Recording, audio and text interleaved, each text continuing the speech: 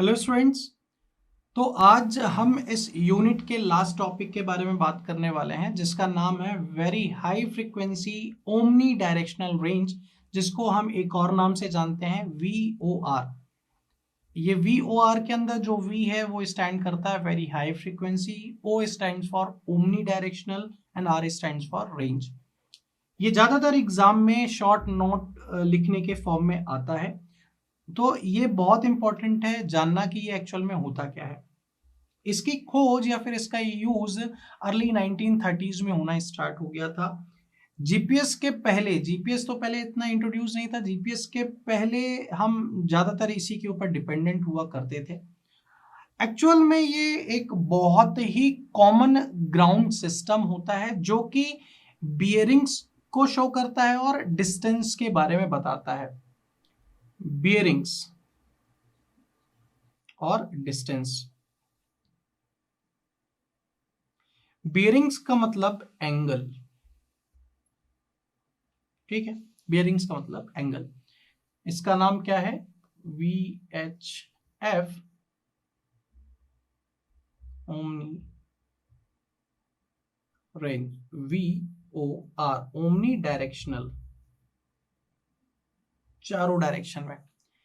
ये एक्चुअल में क्या होता है? ये रेडियो सिग्नल ही होता है, ये पूरे के पूरे ऑल डायरेक्शन के लिए होता है। ये एक स्टेशन होता है, बेसिकली एक स्टेशन होता है जो कि एक एक्सपोज्ड सरफेस में होता है, फ्री सरफेस में होता है, एक हाइटेड होता है। एक्चुअल में ये क्या होता है? कुछ इस तरीके से होता है ना। यहाँ पे अलग अलग रहते हैं, बहुत ही हाई फ्रिक्वेंसी रेडियो सिग्नल होते हैं।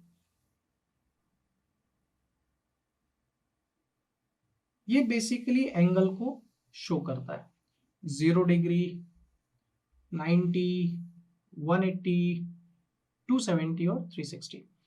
हर दोनों के बीच में 1 डिग्री का इंटरवल होता है, 1 डिग्री का इंटरवल होता है। और ये बेसिकली ये मैग्नेटिक नॉर्थ के बेसिस पे होती है, क्लॉकवाइज डायरेक्शन में ये मूव करती है। हमें इसके हेल्प से क्या पता चलता है कि हम किस डायरेक्शन में हैं, है ना। अच्छा, इसका जो सेटअप होता है वो ये एक्चुअल में आपको दिख तो रहा है सर्कुलर, बट ये एक स्मॉल स्क्वायर बिल्डिंग के ऊपर इसका सेटअप इस तरीके से होता है। कोई भी इसके आसपास ऑब्स्ट्रक्शन नहीं होता है, ओपन फील्ड में बना होता है और ग्राउंड से थोड़ा सा एक्सपोज्ड होता है। जैसे कि अगर साइड से मैं देखूंगा तो कुछ इस तरीके से मुझे देखने को मिलेगा, ठीक है। ये गोल गोल इस तरीके से तो नहीं देखने को मिलेगा, ये गोल गोल ऐसा मेरे को साइड से देखने को मिलेगा। हालांकि हालांकि इनका इतना ज्यादा फ्रीक्वेंसी होता है कि किसी भी टाइप के ऑब्स्ट्रक्शन में, चाहे वो थंडरस्टॉर्म ही क्यों ना हो, तो इससे इसको कोई भी फर्क नहीं पड़ता है, ठीक है।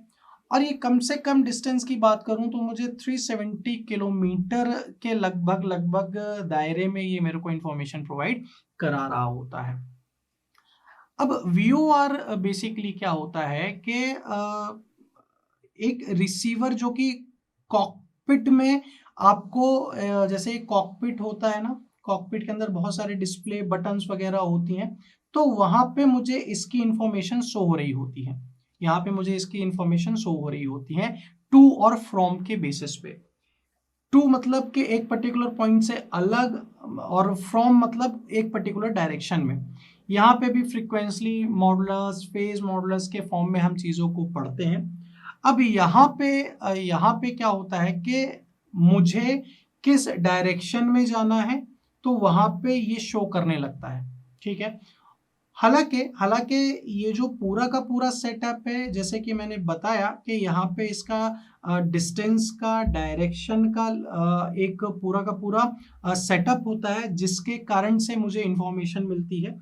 बट एक चीज और है, एक चीज और है कि जब कभी भी जो पायलट है वो सेलेक्ट करता है VOR रेडियल को या फिर रूट डिसाइड करने के लिए, तो ये सबसे अच्छा माना जाता है किसी भी टाइप के कंडीशन के लिए। जैसे कि मैंने बोला थंडरस्टॉर्म वगैरह है, तो कुछ इस तरीके से हाई फ्रीक्वेंसी को मैं यूज कर रहा होता हूँ जो कि मेरे को डायरेक्टली यहाँ पे बियरिंग यानी एंगल और डिस्टेंस को शो कर रहा होता है। तो ये कुछ एक ओवरव्यू था high frequency omni directional range का, जो कि मुझे एक इंफॉर्मेशन शो करता है एक एंगल के बारे में कि एक फ्लाइट यहाँ से आएगी तो ये किस डायरेक्शन में मूव कर सकती है, किस डायरेक्शन में, कि अगर सपोज मान लीजिए यहाँ पे कोई आपके एरोप्लेन्स हैं, ये किस एंगल में जाएगी तो मुझे किस एंगल से जाना होगा। तो ये कुछ इस तरीके की चीजें आपको बताती है। तो आई होप आपको VOR का कॉन्सेप्ट समझ में आया होगा। बहुत ही इंपॉर्टेंट है एग्जाम पॉइंट ऑफ व्यू से, इसको बहुत अच्छे तरीके से पढ़ें। तो आज के लिए इतना ही, थैंक यू वेरी मच।